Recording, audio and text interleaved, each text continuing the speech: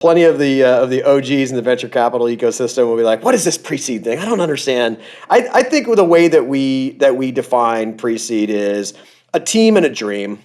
It's radically pre-product market fit. There's a ways to go before you get there, and that's how we define it. It's not necessarily defined like round size or what have you, and there's nothing earlier than pre-seed necessarily. So friends and family, yeah, pre-seed, right?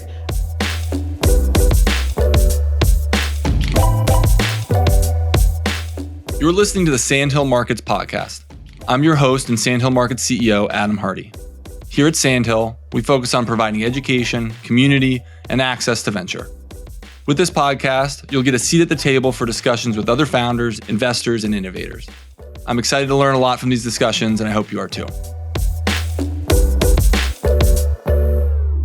Super excited to have you on and to talk about all the stuff that we both, I think, spend a lot of time doing, but more importantly, you spend a lot of time doing. So these conversations are fun because of the kind of shared context around a lot of it. I'd love to, start off by having you walk through, where you kind of started, like your personal background first and foremost, and we can get, I'm sure the fund will actually, we'll probably segue into that pretty smoothly, but it will definitely segue into that quite nicely. Cool. Yeah. Well, let's get into it then. I'd love to. I'll pass the mic over and sure. Let's hear what you've been up to. Thank you for the opportunity. I appreciate it. The journey for everybody that's in the venture space is always unique. Mine was a previous life where I was in New York and pursuing a career in private equity and in like my fourth year, some buddies of mine came to me and they said, "Hey, you live, eat, and breathe Excel all day. How about you help us with a financial model? Because we're starting a company." And I was like, "Wait a minute, time out. You work at Saturday Night Live and you work at a real estate investment trust. What are you guys doing starting a granola company?" And they're like, "Don't worry about it. We're doing it. So help us with a financial model." Yeah. Okay.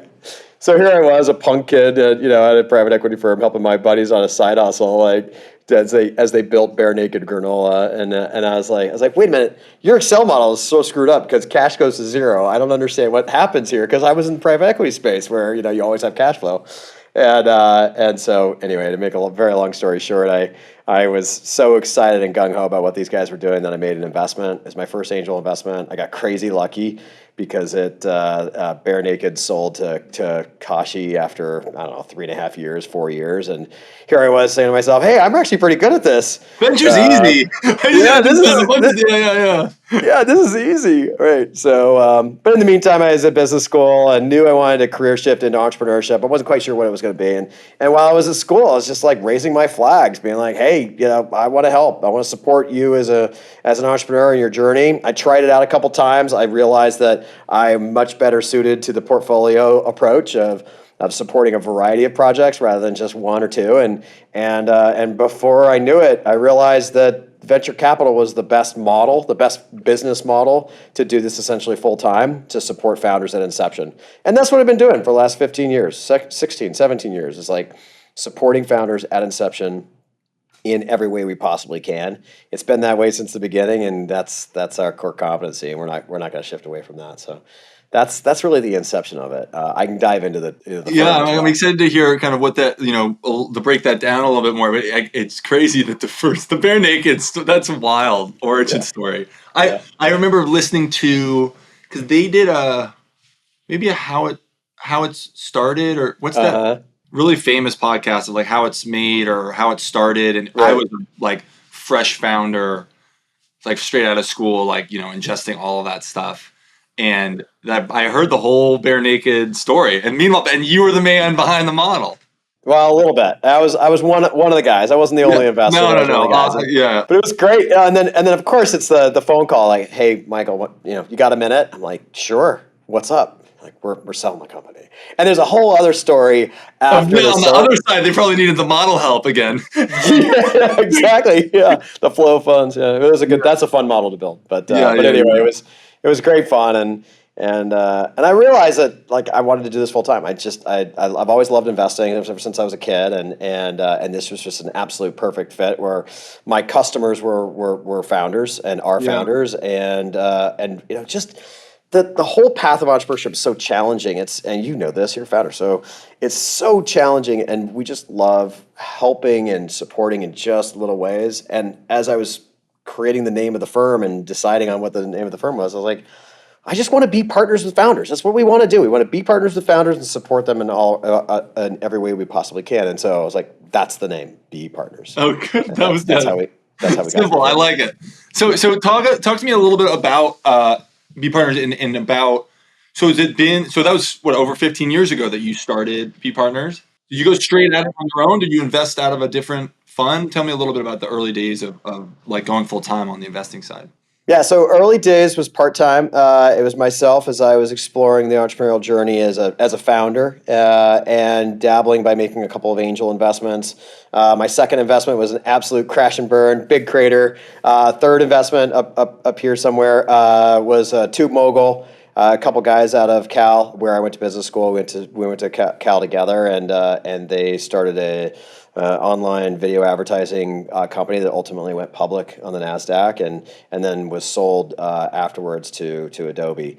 And that was investment number 3. So I was doing investing as an angel on the side, and then as I got to investment number 7, 8, 9, I realized that I was going to run out of money pretty fast, and so I better pull in other people's money and other capital. And I had been receiving a lot of feedback and guidance from some advisors of mine who said, "Hey, I really love what you're doing.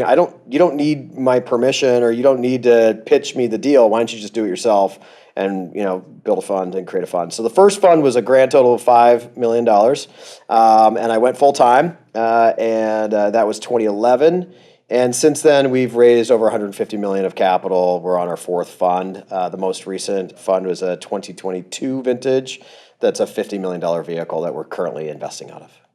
Wow, cool. And tell me a little bit about, before you get into, and ultimately the thing that I've talked to you about, and I've mentioned that we'll look to dive into your sourcing, and I'm really interested actually not only to hear about your sourcing kind of practice and how you think about it now, but maybe how that's evolved. But before we get into that, I'd love to hear a little bit more about kind of the Fund 4 now. You've been involved in the space for a really long time. Yeah. Ups and downs, right? But at the same time, and anything you're willing to share too about kind of like fund construction and how you've thought about fund sizes and all of that would be great. There's a lot. Yeah, that's a lot. But as much as you can do, as much as you can give, I'll cut you off. Yeah, let's see. So the first fund was Friends, Family, and Fools. I like to say that, and that's where you got to start as a fund manager, as an emerging manager. You got to start what you got, and I essentially I think I pitched to everybody in my entire network, and was not bashful about picking up the phone and asking for introductions to people. And the same went for Fund 2 as well. Fund 2 ultimately became our first institutional fund. And the way that I define that is that we had capital sources that required an audit.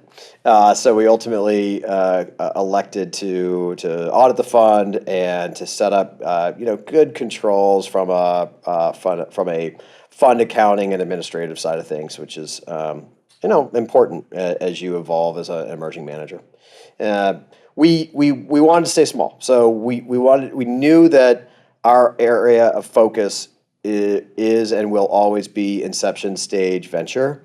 We used to call it Genesis stage, and then there was this thing that came out called pre-seed, and we were like, "Oh, we're pre-seed. Like that's exactly what we do." Interesting. I've never heard that. That's cool. That's cool lore. That's good background on pre-seed. Genesis, yeah. Genesis stage was a little biblical to be candid, and so we were like, okay, well, what's the next best word? And we like to say inception stage. I mean, I know there's a gray area, and plenty of the OGs in the venture capital ecosystem will be like, what is this pre-seed thing? I don't understand. I think the way that we define pre-seed is a team and a dream. It's radically pre-product market fit. There's a ways to go before you get there, and that's how we define it. It's not necessarily defined like round size or what have you, and there's nothing earlier than pre-seed necessarily. So friends and family, yeah, pre-seed, right? Inception stage, first check, pre-seed. Same Yeah. idea for us. So sorry, going back to the fund size. So we knew that was our core area of focus, and that's our expertise. We could talk more about what that means for us. And we know that fund size really needs to follow strategy more than Yeah. anything else. And so as we started to add and layer in additional funds, we wanted to make sure that we didn't exceed that $50-60 million level, because at that stage, it's harder to justify writing a small check. And a small check for us is $400,000 or $500,000, $600,000. Anything lower than any fund size that gets towards $100 million, and now you're in the seed world, and you're trying to write $3-5 million checks because you're trying to deploy capital rather than invest it. And so we've kept our fund sizes very small. It requires an extraordinary amount of discipline, because it is lucrative as a fund manager to pick up AUM, and we have consciously avoided it in an effort to maintain our trajectory towards return generation more than anything else. So we are multiple and return oriented, not AUM oriented at B Partners. It's always crazy because the really, and it sounds a lot like the stuff that I've read about, like the Union Square Ventures guys are really famous for that sort of discipline, and the Andreessen guys are opposite. But it's crazy to see it, and I think that for someone like yourself that's been involved for so long and have had wins, right? I'm sure you've had to turn away those offers, which is really I don't know what else to say besides like good on you, kind of like good for you. Thanks. Yeah, it's important, right? I'm sure it's hard though. It is hard. It's we get the question a lot, and even from some of our LPs that say, "Hey, why don't you keep doing the late stage? What are you gonna do? What are you gonna do about the pro ratas in your companies?" Okay, great. So you own 10% of a business, and now it's raising a $50 million Series B. What are you gonna do with your pro rata? And sometimes we've syndicated it, sometimes we've created vehicles and the like, but we're increasingly shying away from that because our core competency is at the pre-seed, and we don't want to distract ourselves. And it's the same feedback guidance we give to founders, which is focus. You gotta stay disciplined and focus on what your strategy is. And if we stray too much, we're gonna miss. So we want to make sure that we stay focused. It's funny, like. It has been 15 years. Like, we're going to have our 15-year anniversary later this summer.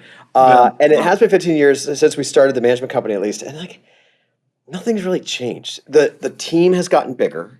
Mm-hmm. We do that much more for the companies than we ever have. So we have that many more resources and cycles to be able to invest in the teams themselves. And we have a much larger portfolio than we did in the early days, clearly. But the thesis and our philosophy has been as true today and as necessary, we think, today for the entrepreneurial community as it was 15 years ago.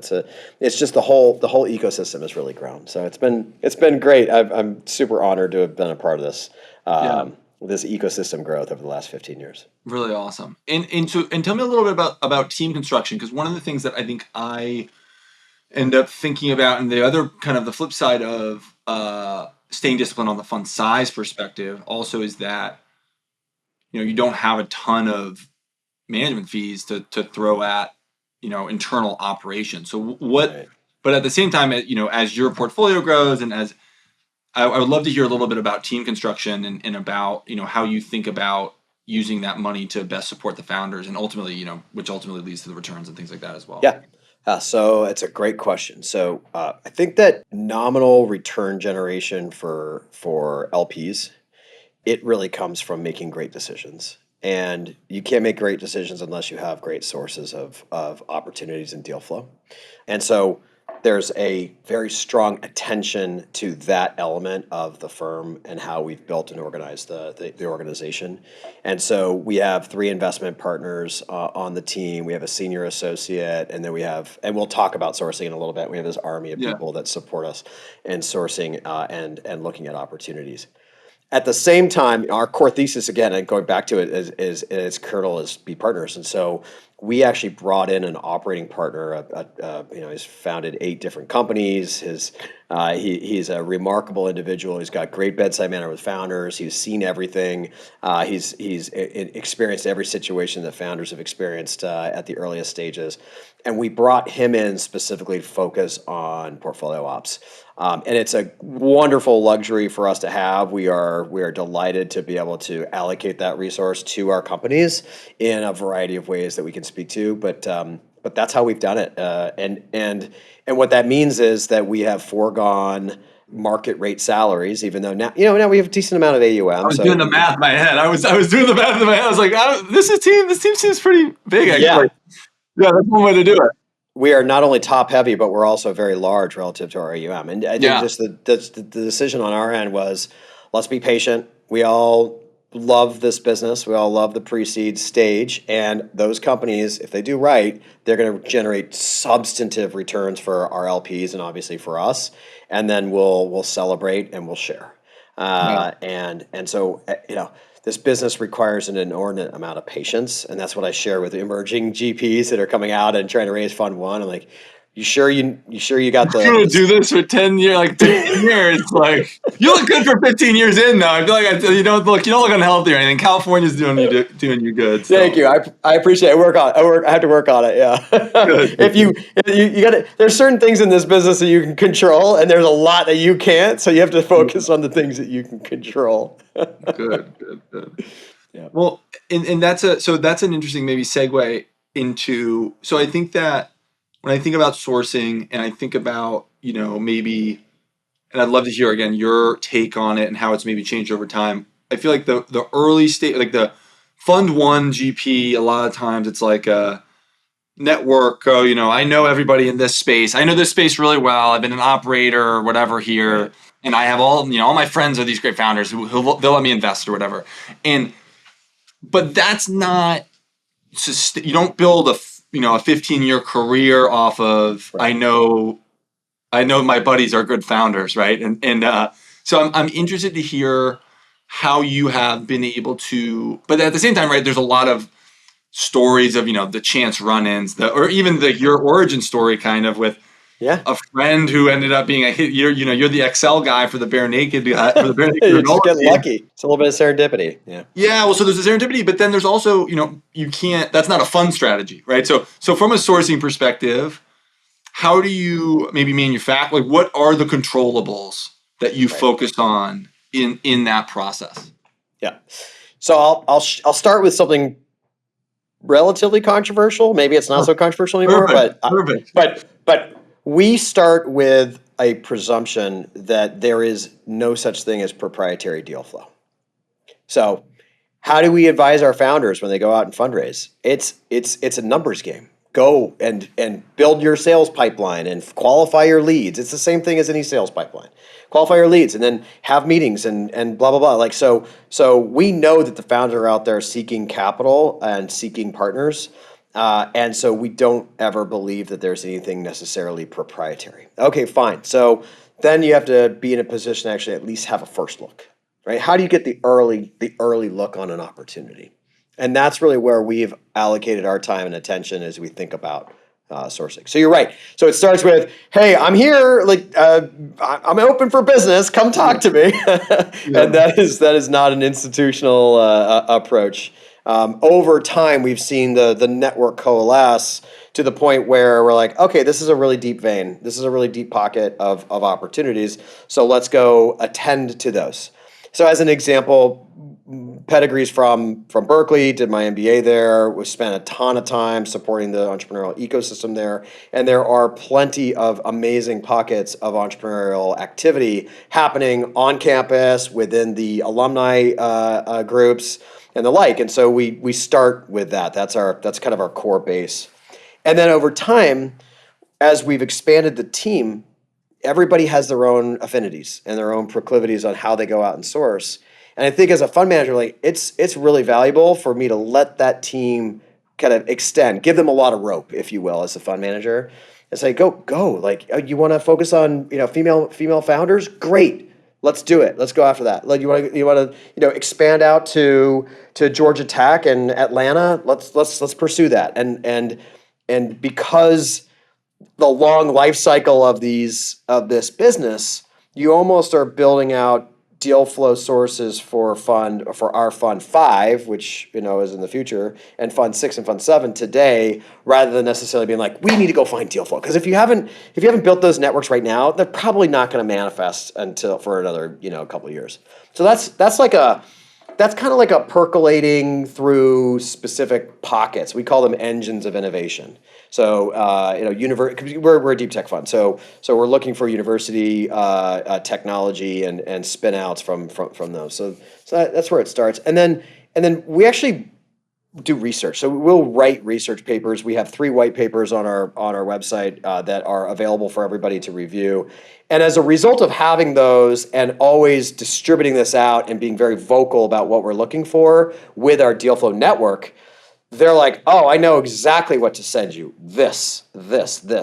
So it's really easy for our other fellow seed funds and pre-seed and angel investors and the like to say, this is a B Partners deal. Let's send this over to Michael and Kira and the team. And we're grateful for that those sources as well. And I probably should have touched on this earlier, but the deep tech aspect of what you do, and I wonder, and how did you find your way there, right? When was the decision of the early stage, and a lot of times the early stage angel investing, especially if you're coming from the private equity world, you don't necessarily dive straight into deep tech, right? Right. You don't dive into thesis. You start, like you said, opportunistically, and that's exactly what B Partners 1 over here was. And then over time, with B Partners 2, 3, and now 4 off the screen, we've gotten much more rigorous about staying disciplined into our certain areas. We call them vectors of interest. So the coalescence was partly a narrowing of time. You could spend all your time sourcing as a fund manager, and that's a very important part of the business. And at the same time, you also see a ton of noise, and you also identify what you're really not interested in. Like, for example, I don't care about consumer stuff. I really don't explore the side of consumer software and apps and gaming and Web3 and social. Those are areas that I'm letting we're go for it. There are some great managers out there to pursue those opportunities. And for us, we're focusing on B2B enterprise as the customer, with companies that have some depth of intellectual property. And the part of the reason for that is because the tools for software development have become so abstracted that it's so easy to build these days. And so as a result of that, the Me Too's that we've seen all over the place in the software side of things gives us a lack of confidence, if you will, that there's any differentiation on their side. And as a result of that, we're encouraging founders to find their edge. What is it? Is it unfair advantage of data? Is it unfair access to intellectual property coming out of a lab? Have they done it 3 different times for their business or for their employer? Now, what is it that is super special about that particular thing for that startup? So that's been the emergence or the trend towards deep tech, and we just keep going further Deeper and further. deeper. Yeah. We just find it more interesting. The stuff that we're investing in. They're binary bets, right? They're gonna be massive or they're gonna be zeros, and we've gotten more and more comfortable with that approach to venture investing than we were at the beginning of the organization. It's funny, the getting more comfortable with venture math, right? Getting more comfortable with the real it's going to be worth nothing. Anything in between, or it's going to be huge, and it does take, I think, a lot, and for yourself, right? Years and over a decade to maybe become more confident and more comfortable with how that works, right? And how the power law plays out. Yeah, totally. Especially coming out of PE, right? Where the PE world was if you have a zero, something really, really went wrong in the private equity ecosystem. And so, in the early days, we were definitely business model oriented. We were far more focused on cash flow and getting to profitability. And I think that DNA has actually helped us, because in the 2021 or 2022, 23 era, most of our companies already had viable business models. And so, yeah, they had to retrench to a certain extent and clean things up, but they were already there in terms of generating revenue and getting to, having positive gross margin.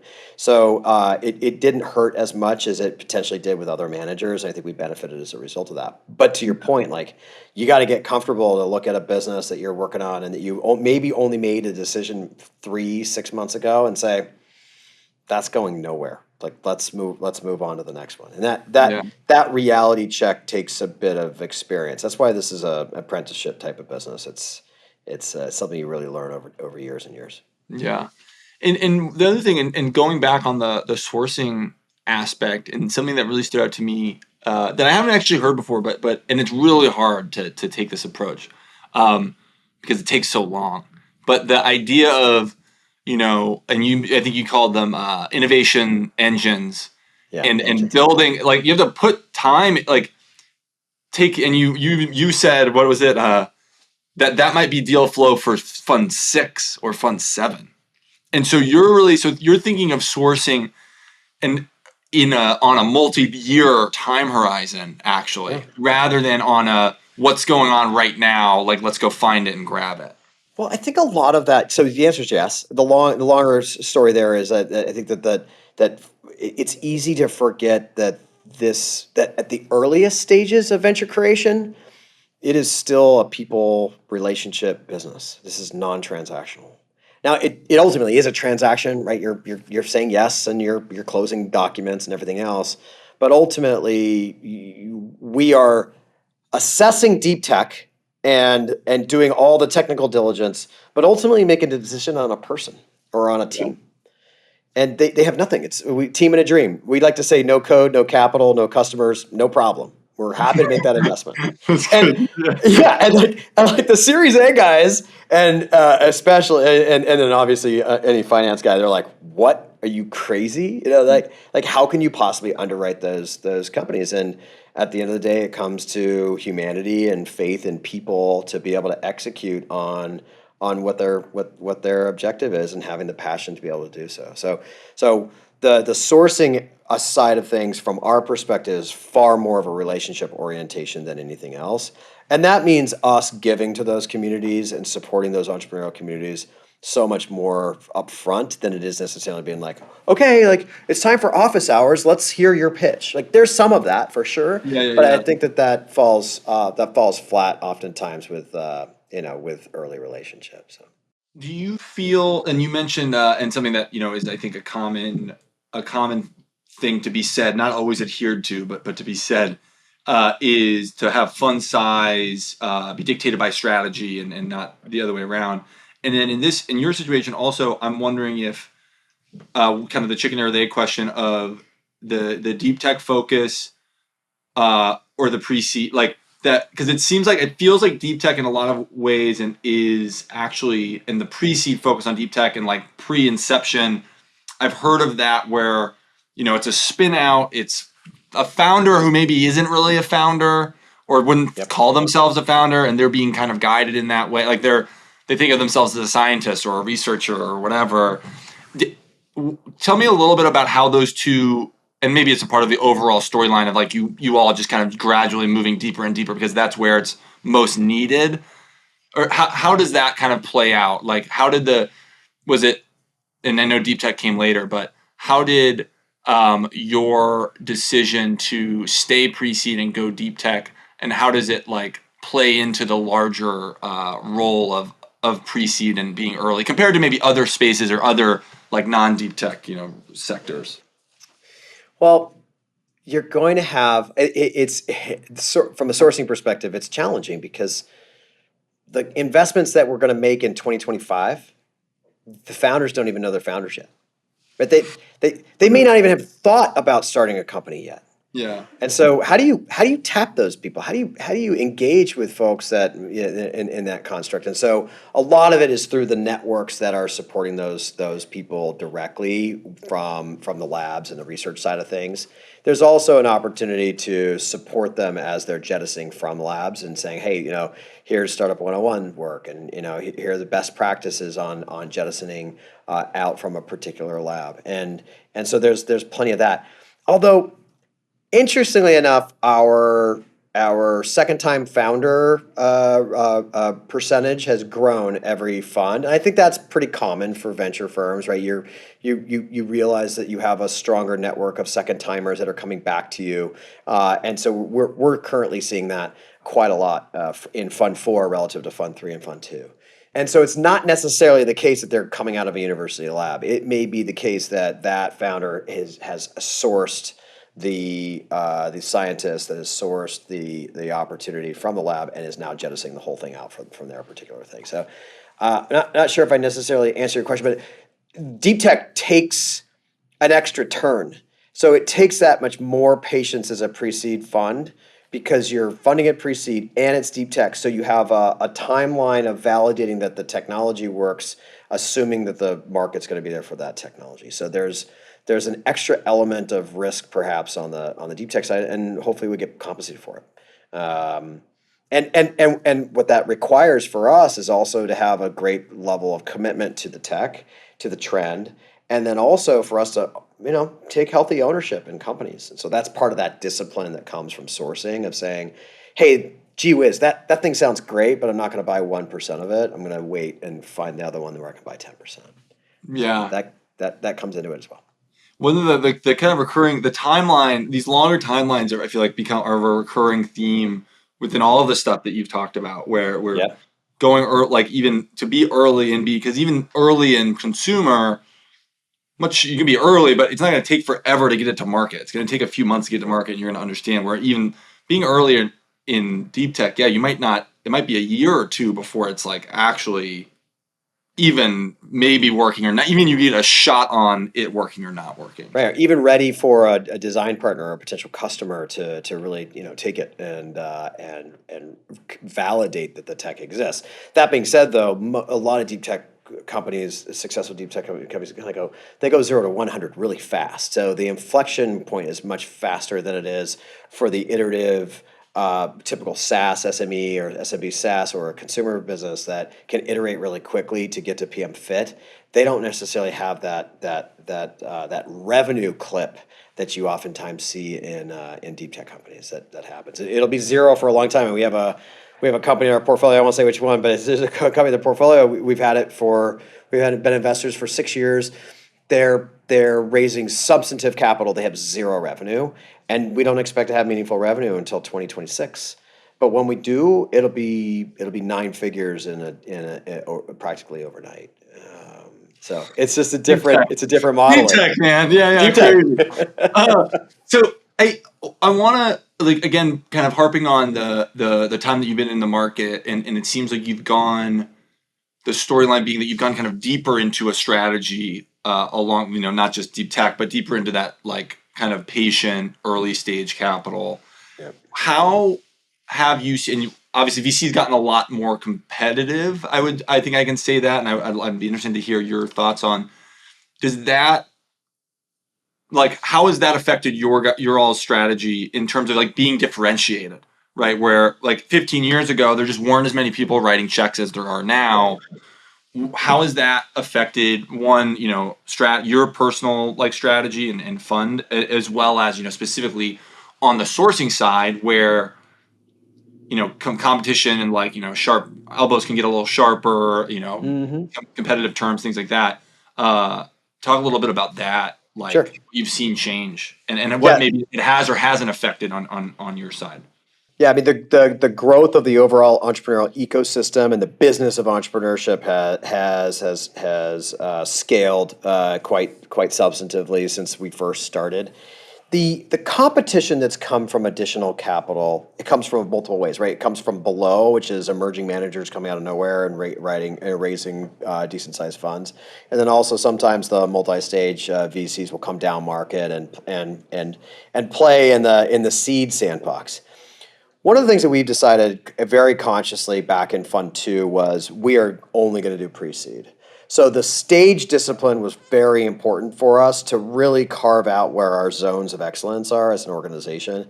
And that's definitely helped us to not get swayed and zigzag in the market as seed goes from $2 million seed back in 2014 to $8 million seed in 2021. And you've seen a lot of market entrants in the seed side of things. And the way I define that is you can kick the tires, you can do a little diligence on the product, and they probably have a little bit of revenue. So, maybe they haven't established their go-to-market channels, but there's something there that you can diligence. Whereas, again, pre-seed, you can't diligence anything. So that's helped to keep us center. I think the second part is that from a competitive perspective, it's just forced us to be better and better and better and not rest on our laurels as to what we can provide to our companies. So, we try to add 50 new customer relationships per year into the organization in aggregate that we can then syndicate across our portfolio. And so there's a compounding effect that happens from a network like that.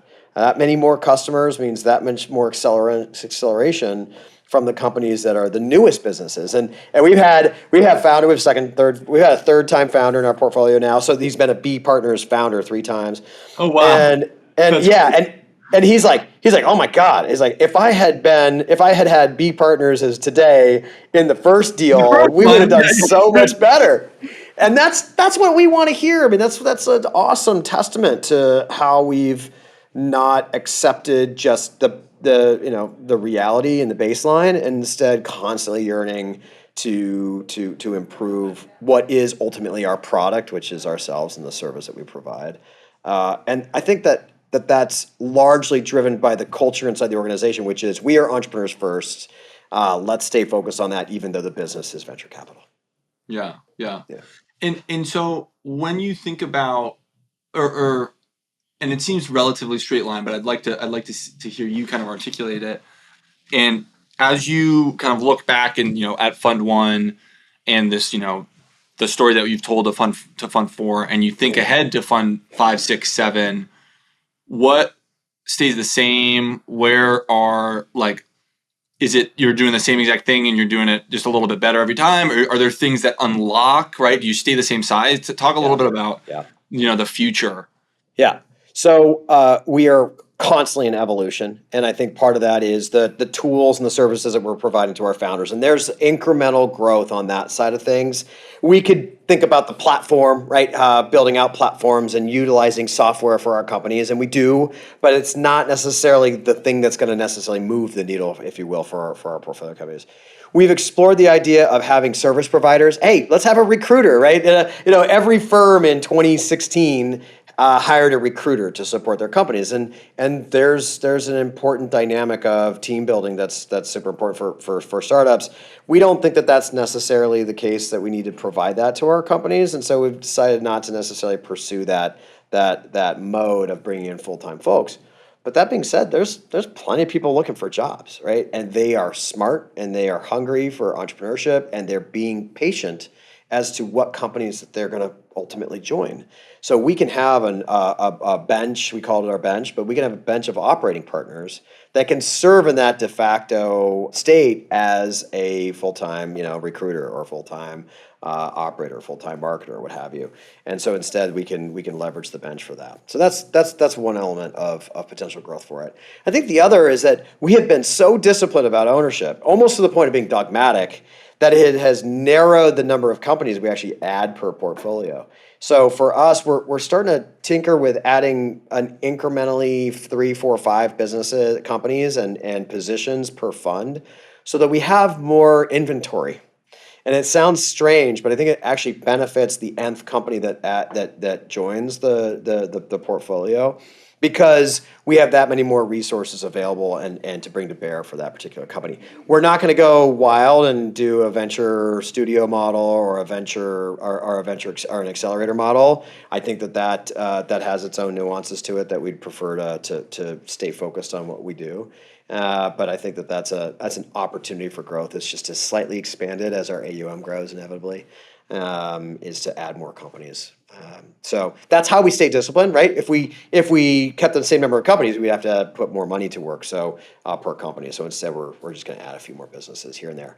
I think the last piece is it is so fun to support another emerging generation of investors, and we continue to see this. And venture capital has currently gotten to the point where people are like, "That's my career. I want to be a venture capitalist," and I don't think that's a bad thing. There's a lot of learning that has to happen at the beginning, and I'm looking forward to the new phase for me, the next phase for me as a GP and as a managing partner to support in that growth for others and emerging investors that are out there as well. So that's a nice transition that I imagine happening in 2 or 3 fund cycles.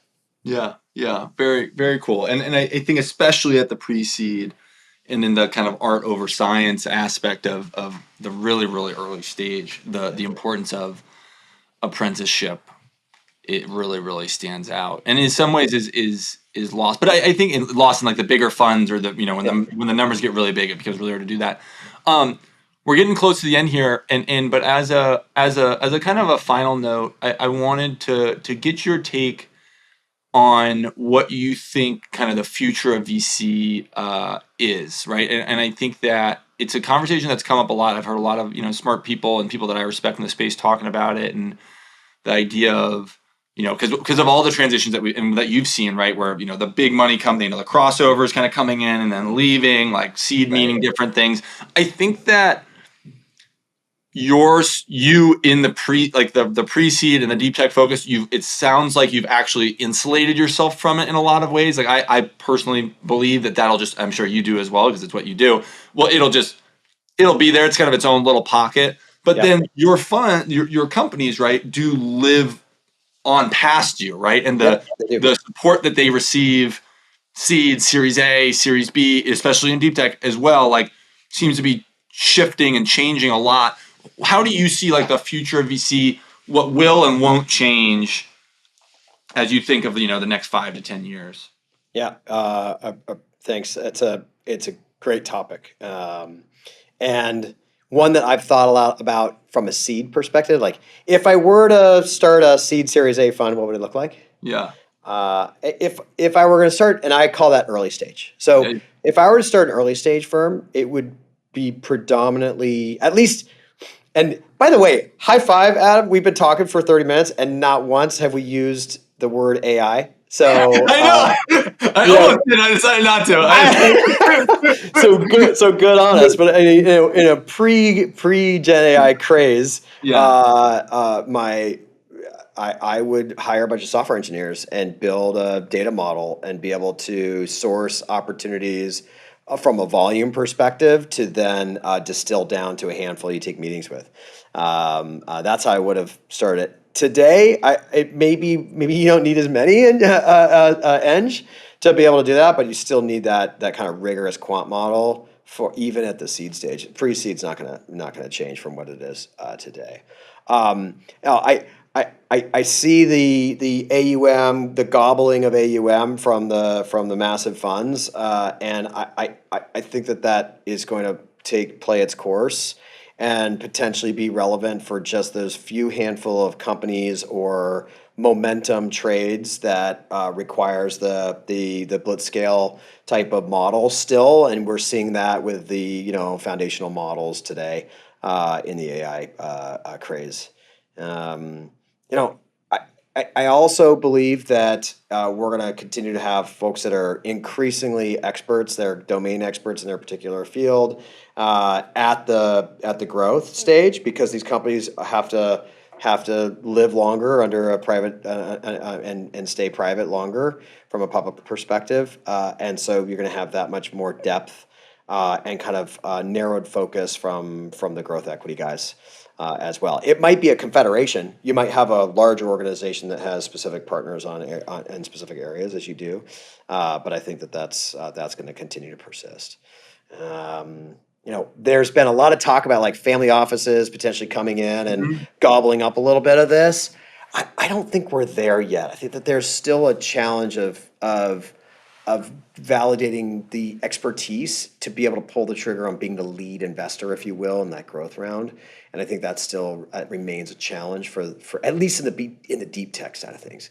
Maybe that's less of the case in the traditional enterprise SaaS and consumer side of things, but in deep tech for sure, you still need that level of expertise.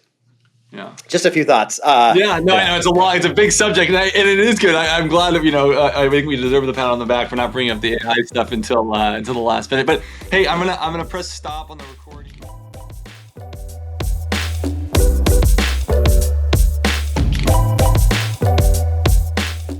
Thank you for listening to the Sandhill Markets podcast. If you enjoyed this discussion, make sure to click the link in the description to subscribe to our newsletter.